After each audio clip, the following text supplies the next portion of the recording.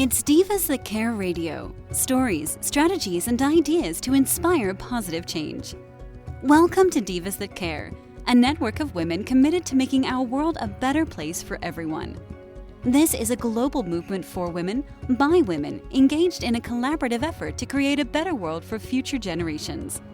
To find out more about the movement, visit divasthatcare.com after the show. Right now, though, stay tuned for another jolt of inspiration. Hello to all. Welcome to Divas That Care Network. I am Joyce Benning, and I will be your host for this invigorating and informational, robust lifestyle show. I want to thank each one of our listeners, as I am very grateful for each one of you. And I am just overly excited today to have my returning monthly diva with me, Kate Neligan. And she is going to speak about what to consider when considering an equine certification program. This will be very valuable information, I know. Kate, could you please introduce yourself and tell our listeners a little bit about yourself today? Sure. Thanks for having me, as always. You're so welcome, Kate. So I am an equine-partnered life and business coach, which essentially means that I pair horses and humans together in personal and professional development and mental and emotional wellness. And I work close to Boulder, Colorado, but I also work virtually and travel to other people's ranches as well. And I also do healing and animal communication work too. And so I'm excited to also talk about certification today because I am launching essentially an equine partner coaching certification called Awakening with Equines. And so I'm excited just to dive into this world of what does it mean to be certified and what's important as you consider a program.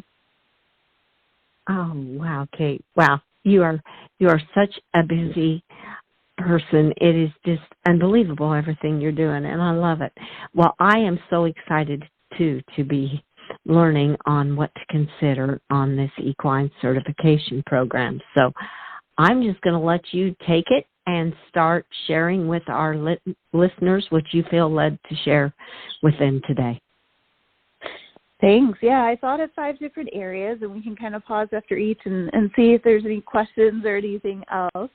The first that I thought about is who you want to serve.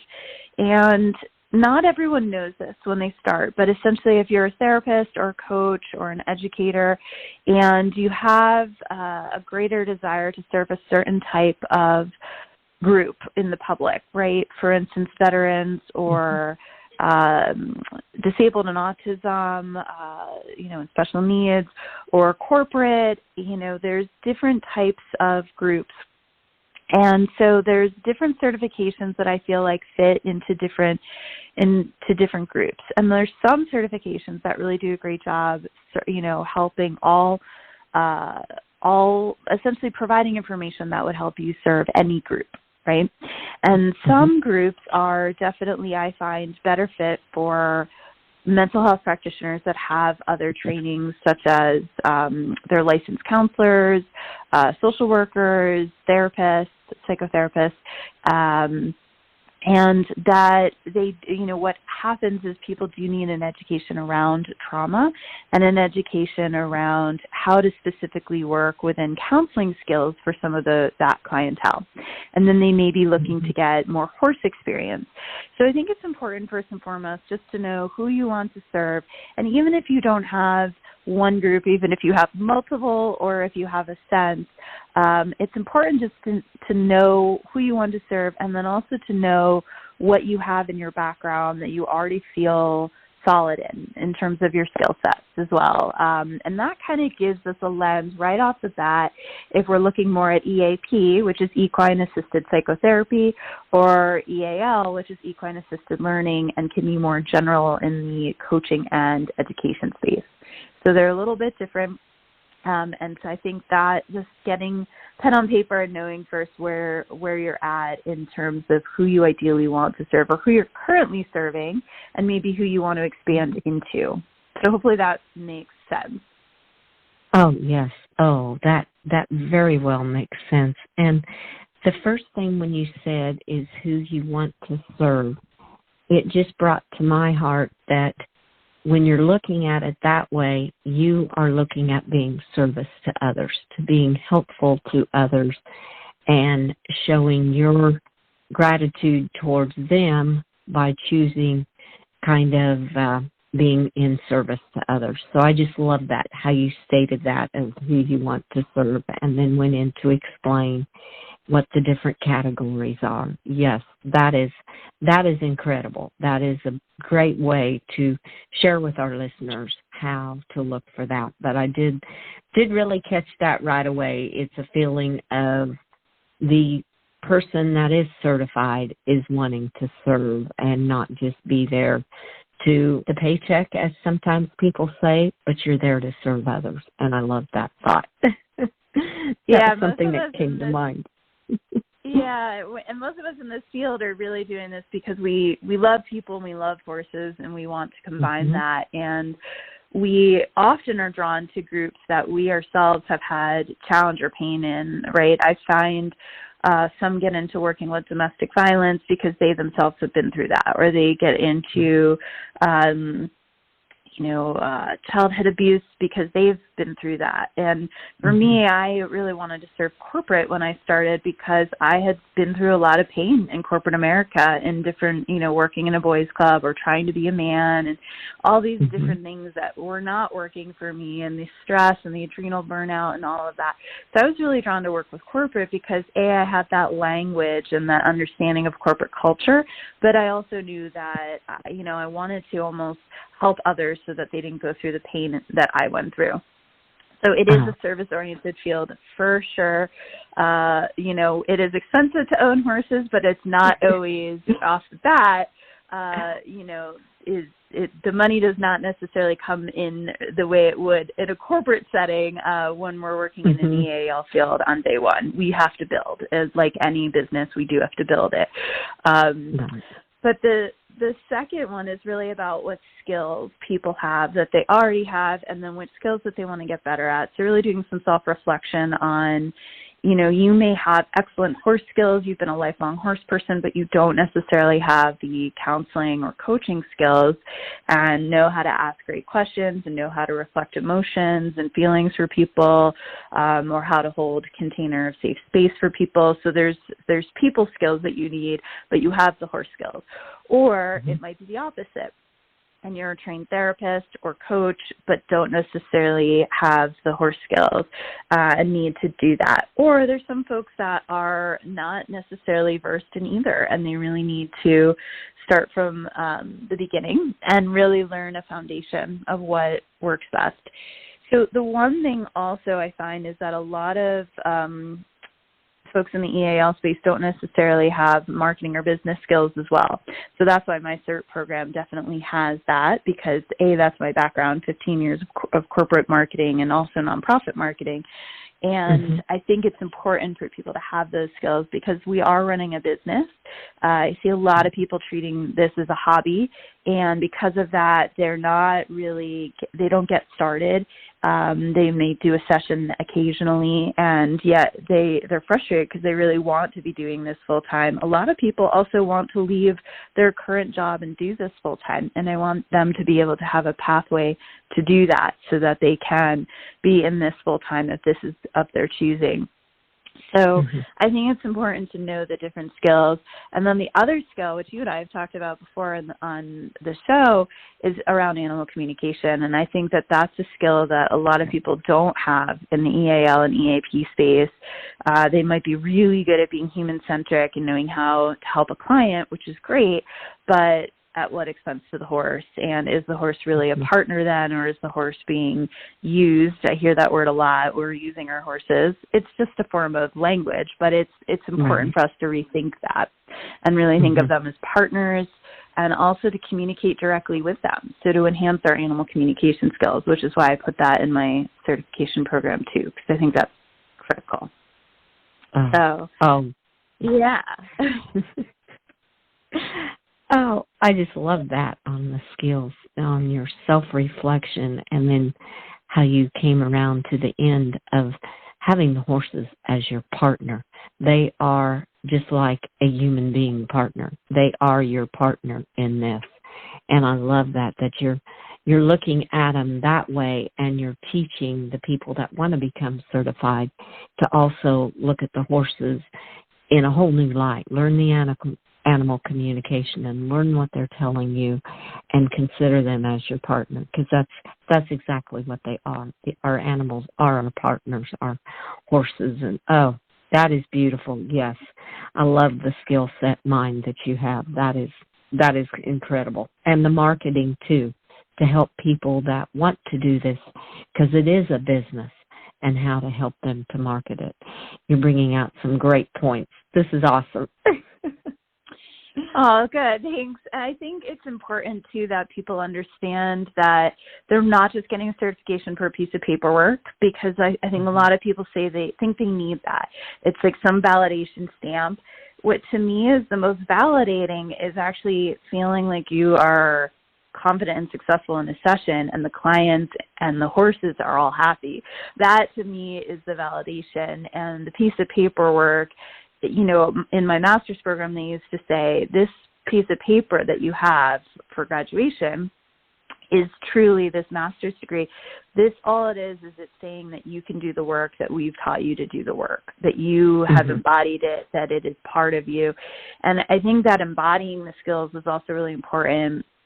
It's not just about, you know, a 3 or 4 or 5 day workshop where you've learned some great things, but there's no way that you've actually integrated it, practiced it, asked questions on it. You know, it's just an introduction is what I would call it, right? Yeah. So the third, which is one of the most important to me, is, does the program truly honor the horse? And I think that, you know, when we choose to do this work with these animals, we, need to know, are they ready for it? Do they want to do it? How do we read if they want to do it? How do we do this and not, you know, force them into this work or overwork them? And really the horse welfare and horse ethics piece is incredibly important, and I think not everyone covers that. But I think it's also, you know, it goes back to that piece in animal communication. Are you able to actually know how that horse is that day and be able to adjust to working with them and what they want to contribute and how they want to serve and how they want to show up, and can you work with them on what activities you might do and actually really make them like the CEO of your business in many ways. I've always done that with mine. And does it honor the horse, and how does it honor the horse, right? And does it honor the horse just from a place of, this is a prey animal and we're reading body language? That's one layer, but it's not the deepest layer. So, you know, I find to me that the animals are often doing energy work, and people need to understand what that means and what it looks like and how to partner with them. And it's really about inviting the best of the horse out into a session and not telling the horse what to do, which a lot of, I've seen even some of the best intended programs are still directing the horse what to do rather than actually asking the horse to contribute their own voice and opinions and contribution and energy. And so, yeah, I find that, you know, there's a lot in this space of honoring the horse that is important, and for people to really ask questions of the practitioner of how they do that if it's not clear, and how they can understand really working with different horses, because I was someone that wanted to travel and do this work all over, and now I've worked at over 20 barns and, you know, hundreds of horses. So I can, you know, get a sense really quickly what a horse is contributing and how to read a horse and help them be the best partner in that session or that workshop or that full day retreat, whatever it might be.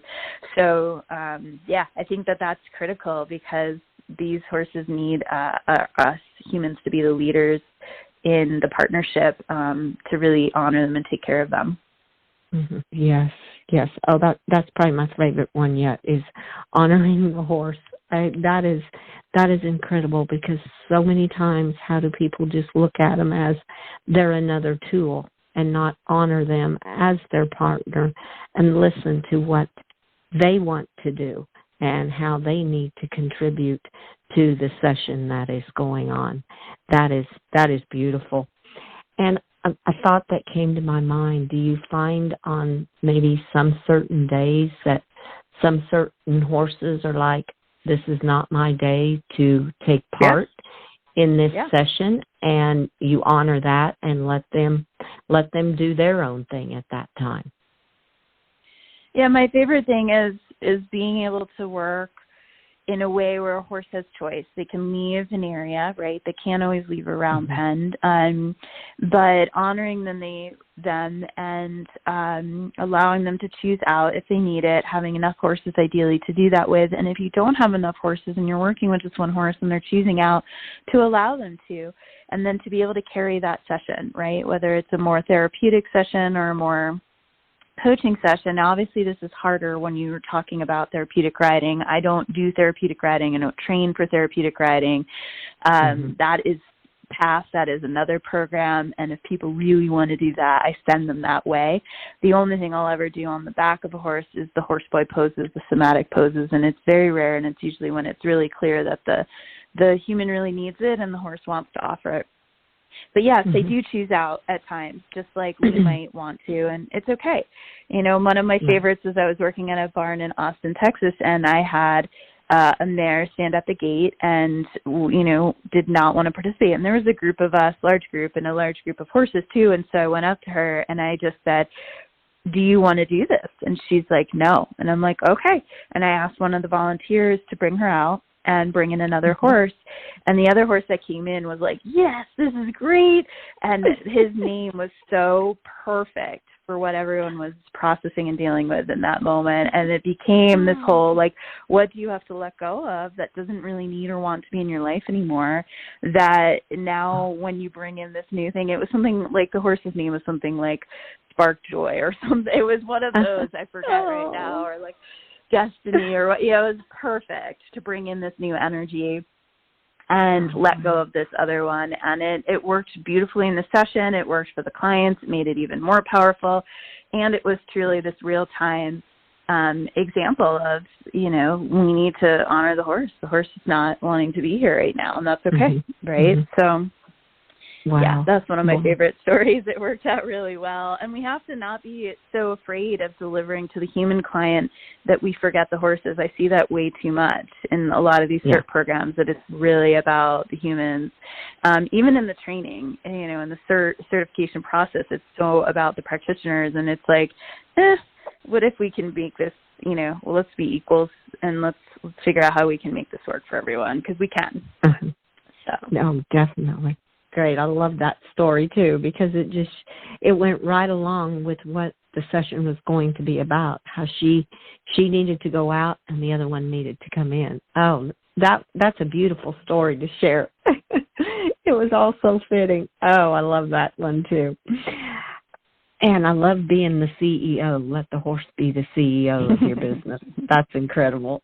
This is great. I can tell you have a lot of confidence, and your horses are the CEO. I can feel that coming through, what you're telling us. That is just beautiful, Kate.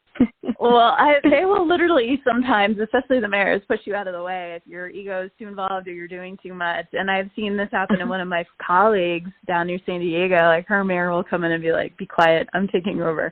And, like, it's great when that happens. She totally saw it happen, and she let her take over. And her mare is, like, so powerful, you know. So I think they are really the ones that I've seen work the best are really when the practitioners know that their horses can really be the ones that are in charge and holding really powerful energy and space. And so, yeah, often the horses will not engage as much if the practitioner and or the client is talking too much, right? There's too much mental energy going on. And so I'll often ask people to just recenter and reapproach and get quiet again. And it's and I've noticed too, if a horse isn't as involved, that there's something within me that has to change pretty quickly too. So it's really about reading energy and using our intuition. And again, that's also something I've yet to see specifically in a program. It may be out there and I've missed it, but you know, intuition development is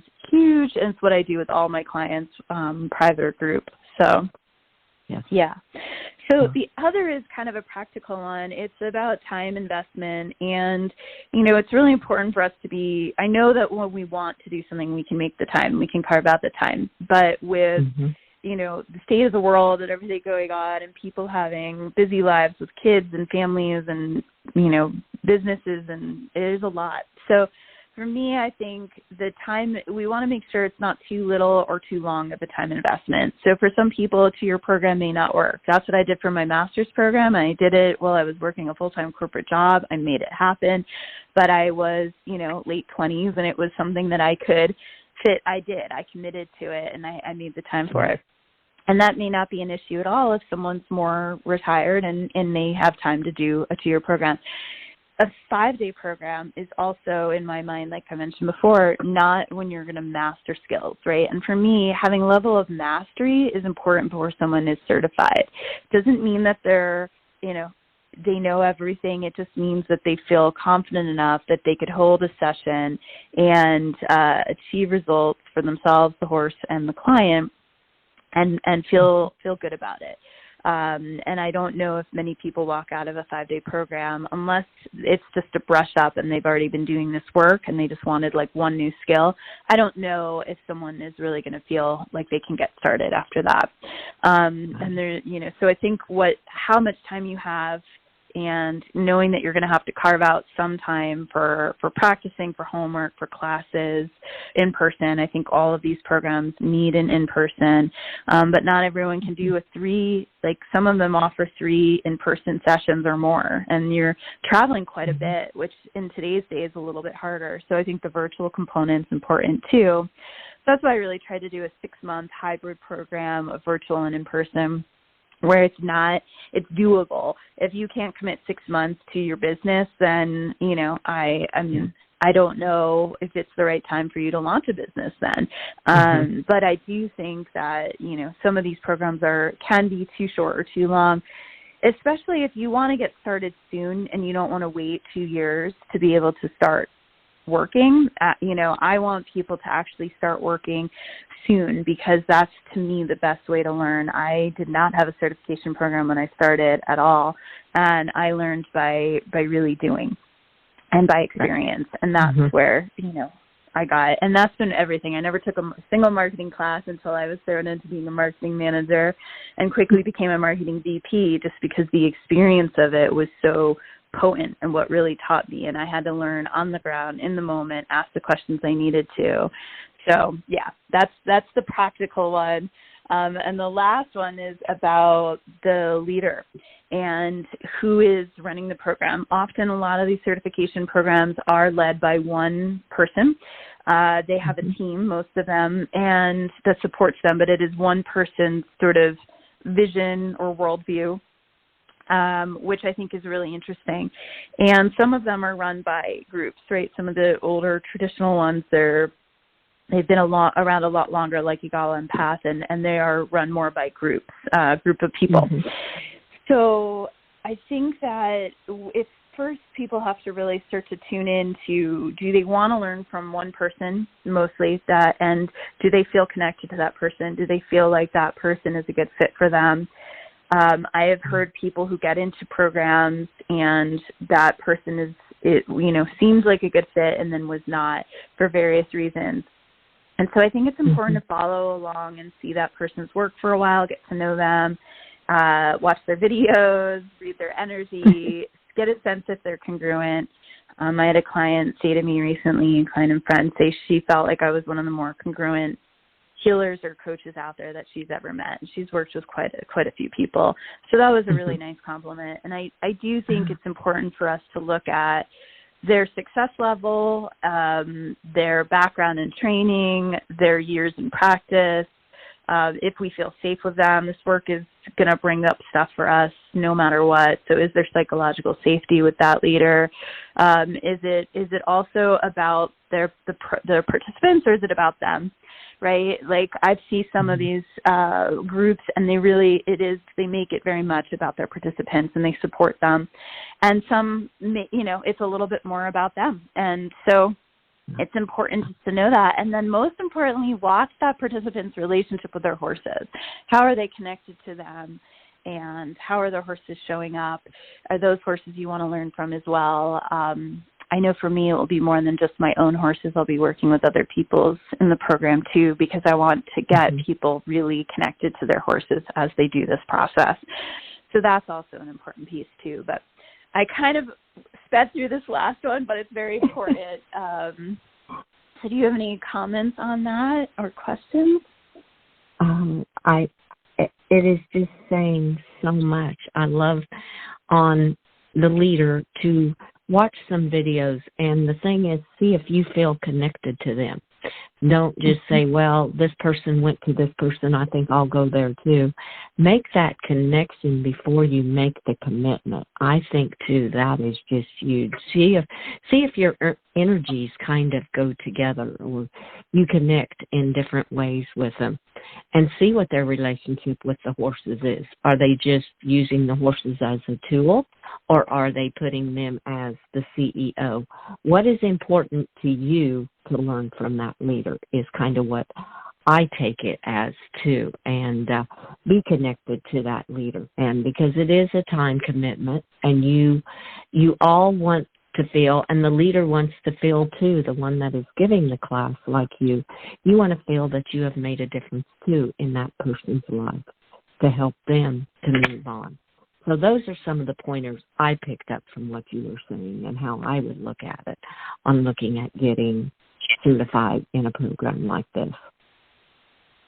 Yeah, and I think it's important to continually just do research, look at the different programs and kind of compare and contrast and see, if you're someone that loves geek out on science language and wants to understand like neurobiology and, specific, psychological styles, then maybe there's a certain program for you that's much more science focused.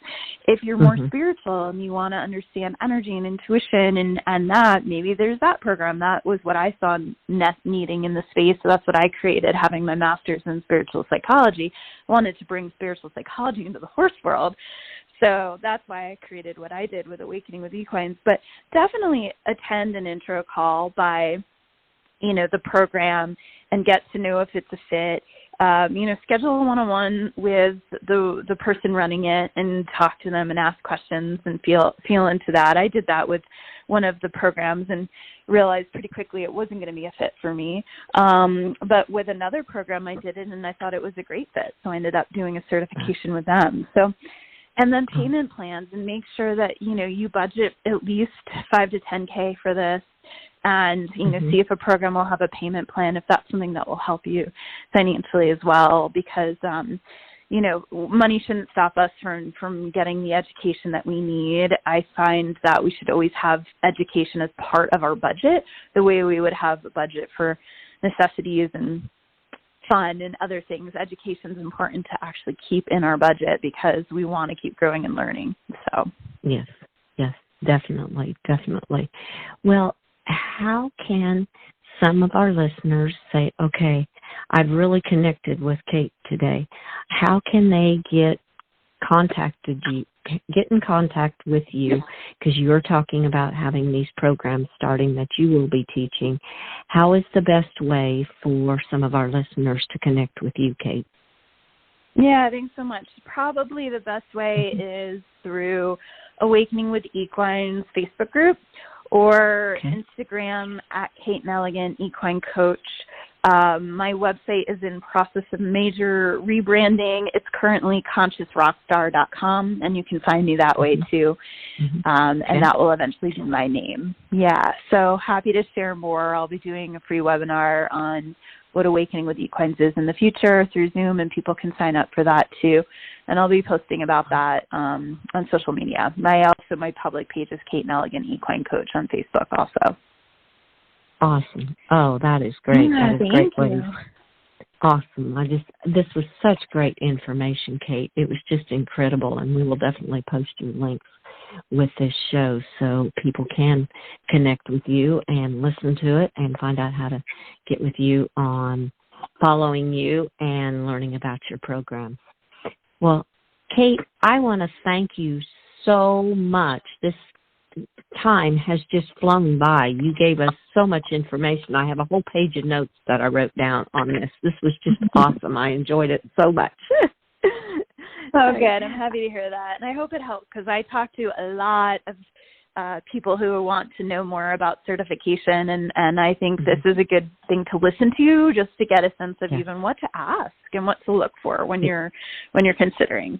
So yes, and you did an excellent job of bringing up those 5 points for them to concentrate on and ask and to think about for themselves. So thank you again so much, Kate, for being my guest again. This was awesome. Thank you, Joyce. I always appreciate it. Oh, you are so welcome. And I want to thank all of our listeners for listening to this very informational and incredible interview with Kate Neligan. Be sure to tune in each month to hear more valuable information that Kate Neligan will be sharing with us. And be sure to check out all the other hosts and their shows on divasthatcare.com. Have a fantastic day. Be kind to all, and give your animals that great big extra hug, and share your love with them too. And until we connect again on Robust Lifestyles, stay strong and healthy. Thanks for listening. This show was brought to you by Divas That Care. Connect with us on Facebook, on Instagram, and of course on divasthatcare.com, where you can subscribe to our newsletter so you don't miss a thing.